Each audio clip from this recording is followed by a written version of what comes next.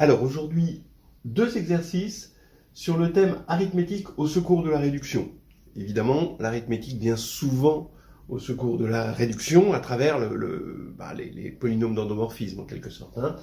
Voilà, alors ici, premier exercice, vous avez deux matrices carrées, bon, a priori de taille différente, A et B, et vous construisez une matrice C qui est diagonale par bloc, avec les blocs A et B, et il faut trouver le polynôme minimal de C en fonction des données de A et B. Voilà, alors vous pouvez vous entraîner sur cet exercice. Il est quand même sympathique pour travailler exactement sur l'arithmétique. Il faut interpréter les choses avec la relation divise, qui est le cœur finalement de l'arithmétique.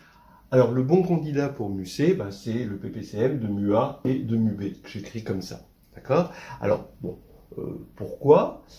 Bon, d'abord, on remarque que si P est un polynôme de K de X, P de C, c'est P de A, P de B par bloc, comme ceci. Bon, ça c'est assez clair. Et maintenant, on va montrer l'égalité, étant donné que tous ces deux polynômes, on va dire, sont unitaires, le membre de gauche et le membre de droite. Il suffit de montrer la double divisibilité. De toute façon, on a des objets arithmétiques, donc une égalité se fait avec la double divisibilité. Donc ici, la divisibilité mu-C divise le PPCM de mu-A, mu-B. Qu'est-ce qu'il faut faire ? Vous voyez que mu-C, ici, est à sa place, en quelque sorte. C'est-à-dire, dire qu'un polynôme minimal divise, c'est facile. Il suffit de montrer que lui annule C. D'accord ? Mais bon, évidemment, étant donné que mu-A divise le PPCM, évidemment, c'est son boulot, eh bien, on va avoir annulation. Quand on va poser P égale le PPCM, on va avoir annulation ici. Et comme mu-B annule le PPCM, on va avoir annulation ici. Donc globalement, ce PPCM annule tout, donc annule C. Et donc c'est un multiple de mu-C. Voilà. La deuxième partie, alors regardez, le PPCM de mu-A et de mu-B divise mu-C.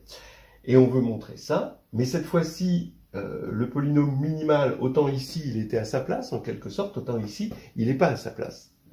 Donc, qu'est-ce qui est à sa place ? C'est lui. Il est bien à sa place parce que c'est un PPCM. Le PPCM, on sait qu'il divise un polynôme quelconque Q, si et seulement si, ici mu-A divise Q et mu-B divise Q. Donc ici, il suffit de montrer que mu-A divise mu-C et mu-B divise mu-C. Voilà. Pourquoi ? Oui, évidemment. Là, cette fois-ci, mu-A, c'est mu-A qui est à sa place. Donc il suffit de montrer que mu-C annule A. Et ici, il suffit de montrer que mu-C annule B. C'est ce qui garantira ces deux divisibilités.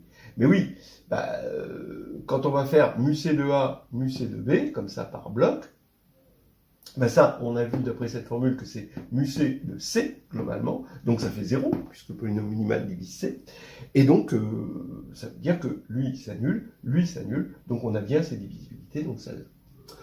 Voilà déjà un premier exercice. Maintenant, on va passer à un exercice de niveau 3. Alors, de niveau 3, ça intéresse Mr. Tits. Un autre exercice un petit peu plus difficile. On suppose que A est une matrice carrée, sur un corps K quelconque, et B, c'est la matrice, cette fois-ci, triangulaire par bloc, avec A, A et un A ici aussi. 0 là. Voilà. Et on suppose que B est diagonalisable. Alors, il faut montrer que A égale 0. Voilà. Encore une fois, bon, il est possible qu'on puisse s'en sortir autrement, mais encore une fois, c'est l'arithmétique des polynômes annulateurs. De toute façon, quand on dit diagonalisable, il faut tout de suite penser à l'interprétation de la diagonalisabilité avec les polynômes annulateurs. Donc je suggère que vous essayiez cet exercice, et en commençant par calculer P de B en fonction de A, quand P est un polynôme. Alors allons-y pour la solution. Donc, regardez, on a euh, un polynôme P, puisque B est diagonalisable, on a un polynôme P qui est scindé simple et qui va annuler B. Alors, puisqu'on veut utiliser ce polynôme P scindé simple qui annule B, eh bien, je vais regarder comment se comporte P de B en tant que matrice par bloc. Et il est facile de voir que ça s'écrit P de A, P de A, et là A, P' de A. En fait, étant donné que c'est une relation linéaire en P, eh bien, il suffit de le regarder sur une base des polynômes, c'est-à-dire x puissance k, et quand on a x puissance k ici pour P, ben, ça fait B puissance k est égal à A puissance k, ici A puissance k, bon ben, ça c'est normal, hein. C'est le calcul par bloc, et ici, on montre par récurrence que c'est k A puissance k. Hein. C'est une récurrence assez facile, qu'on arrive à deviner déjà pour k égale 2. Donc maintenant, si P annule B, ça veut dire que P annule A, et XP' annule A aussi. Bien. Donc maintenant, ça veut dire que mu A divise P, bah oui, puisque P de A égale 0, donc le polynôme minimal de A divise P, et mu A divise aussi XP'. Bien. Alors maintenant, j'affirme que le PGCD de P et P', c'est égal à 1. Alors bon, ça c'est assez classique, hein. Regardez, si D divise P, P est scindé simple, donc D, comme il divise P, ben, il est scindé simple aussi.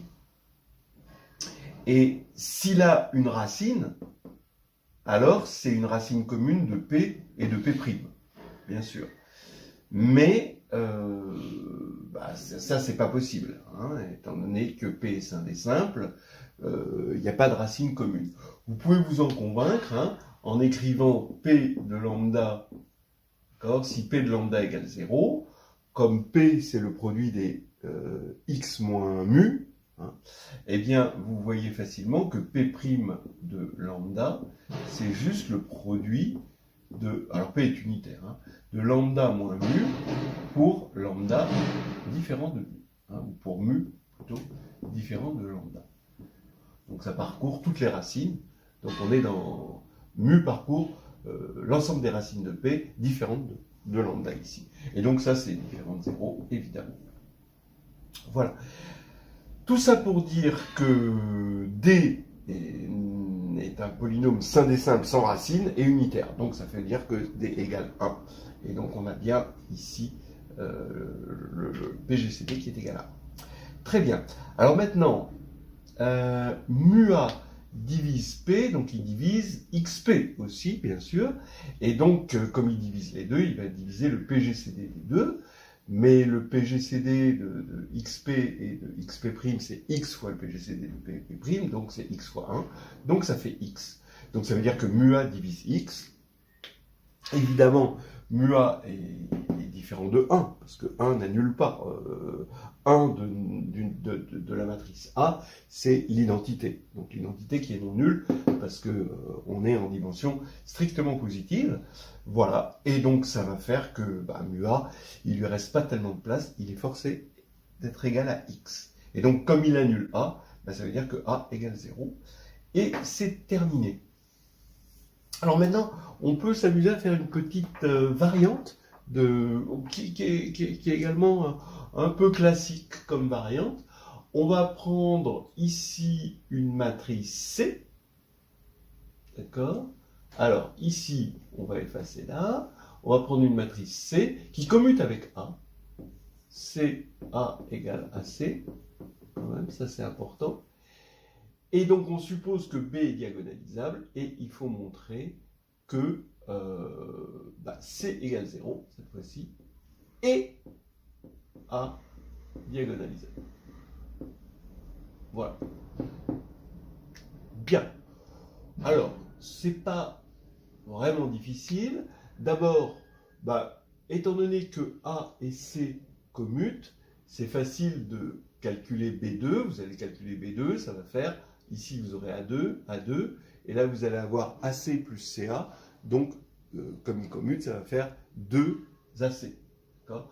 Voilà. Et donc en général, vous allez avoir ici, bon, C commute, hein, vous pouvez mettre le C à droite ou à gauche, c'est pareil. Voilà. Et ici, on aura, dans le cas général, C à K-1. Voilà. Donc, maintenant, bon, ça change un petit peu, mais pas tellement. On a B qui est diagonalisable, P, donc qui l'annule et qui est simple et simple. On retrouve le fait que P et P' sont premiers entre eux. Et maintenant, bah, on peut s'amuser, hein, essayer de le faire vous-même. Donc maintenant, on garde P de A égale 0 et on a C P' A égale 0. Bon, là, j'efface aussi. Et en fait, qu'est-ce qu'on a? Bah, comme P et P' sont premiers entre eux, je vais écrire ici une relation de Bezout entre P et P'. Alors ici, on évalue en A, ça fait U de A, P de A, plus V de A, P' de A, égale identité, la matrice identité, et on va multiplier par C, d'accord? Comme C commute avec A, hein, on va commuter avec tout polynôme de A, et en fait, là, bon, ça va faire V de A, C P' de A, et d'après ce qu'on a dit, on avait C P' de A qui est égal à la matrice nulle. Donc ici, ça fait, je multiplie par C, donc ça fait C ici. Donc ici, P de A, ça fait 0, donc ici, ça fait 0. C P' de A, ça fait 0. Et donc, ça veut dire que C est la matrice nulle.